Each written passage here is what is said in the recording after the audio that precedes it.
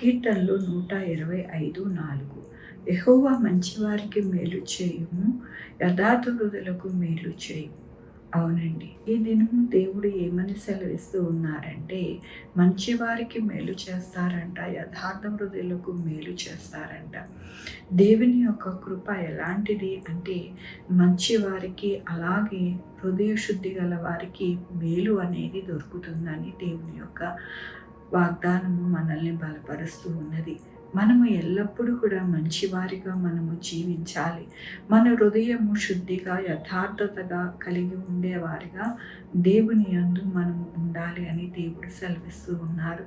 దేవుని యొక్క వాక్యంలోని యెరూషలేము చుట్టూ పర్వతములు ఉన్నట్లు యెహోవా ఇది మొదలుకొని నిత్యము తన ప్రజల చుట్టూ ఉండును. అవునండి, మనము మన యొక్క జీవితాలలో మన చుట్టూ ఆయన నిత్యము ఆయన ప్రజల చుట్టూ ఆయన కృప ఆవరించి ఉంటుంది. ఆనాడు యోబు యొక్క జీవితంలో యథార్థత వదలలేదు. అందుకని దేవుడు ఆయనకి కంచి వేసి ఆయనకి సమస్తము కలిగిన వాటిని అన్నిటినీ కూడా ఆయన కృపలోని దాచిపెట్టి ఆయన నడిపించారు.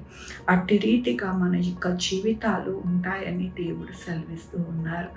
దేవుని యొక్క కృపతోని మన యొక్క జీవితాలు నడుస్తాయని, ఆయన యొక్క కృపతో మనము పోషింపబడతామని, మన బిడ్డలు దీవింపబడతారని, మన యొక్క జీవితం ఉన్నతమైన స్థానంలో నిలవబడుతుందని మనము మర్చిపోకూడదు. ఎందుకు అనగా, యెరూషలేము చుట్టూ పర్వతములు ఉన్నట్లు యెహోవా ఇది మొదలుకొని నిత్యము తన ప్రజల చుట్టూ ఉండును.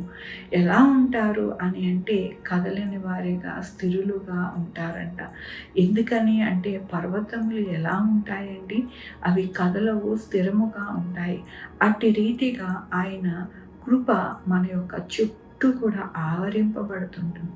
అందుకనే అందులోనికి మరి దుష్టుడు కానీ, ఏ విధమైన మనుషుల యొక్క దుష్టత్వం కానీ ఏది కూడా వారి దగ్గరికి అనగా నీతిమంతుల దగ్గరికి, యథార్థవంతుల దగ్గరికి వెళ్ళదు అని దేవుని యొక్క వాక్యం సెలవిస్తున్నది. కాబట్టి మన జీవితాలలో ఎల్లప్పుడూ కూడా మంచివారిగా, యథార్థ హృదయం కలిగిన వారిగా ఉంటూ మన యొక్క జీవితాలలో దేవుని యొక్క ఆశీర్వాదము పొందుకోవాలని దేవుడు ఈ దినమున వాక్యంతో, వాగ్దానముతో మనల్ని బలపరుస్తున్నందుకు దేవునికి వందనాలు చెల్లిస్తూ ఉన్నాను.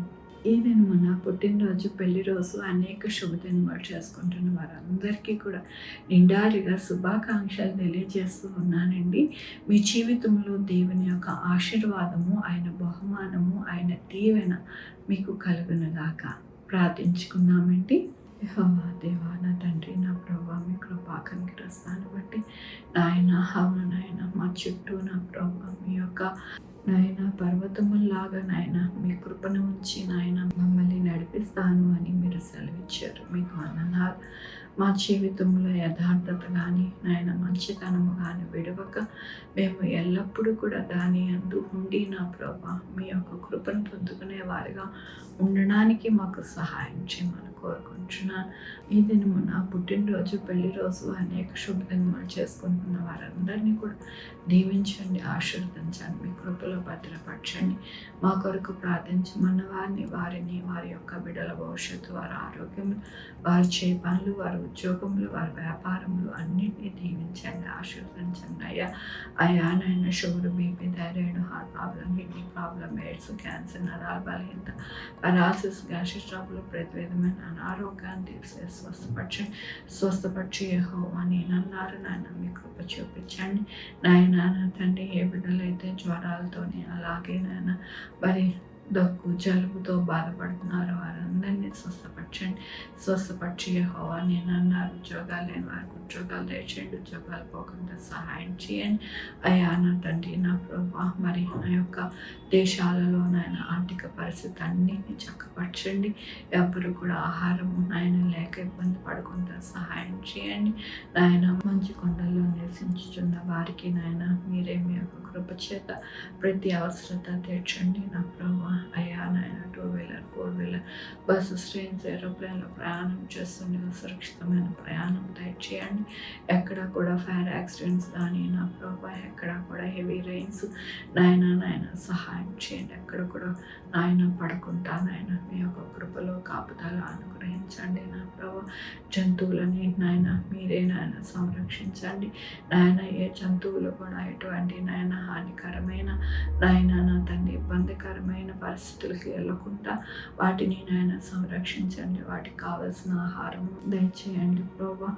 నాయన ఏ బిడ్డకి అవసరత ఉన్నదో అవన్నీ కూడా సహాయం చేయమని కోరుకుంటూ నా ప్రభు నా రక్షణ యేసుక్రీస్తు పరిశుద్ధమైన నామమున అడిగి వేడుకొంచున్నా తండ్రి. ఆమె తండ్రి కుమార పరిశుద్ధాత్మ సదాకాలం మనందరికీ తోడై ఉండును గాక. ఆమె. God bless you.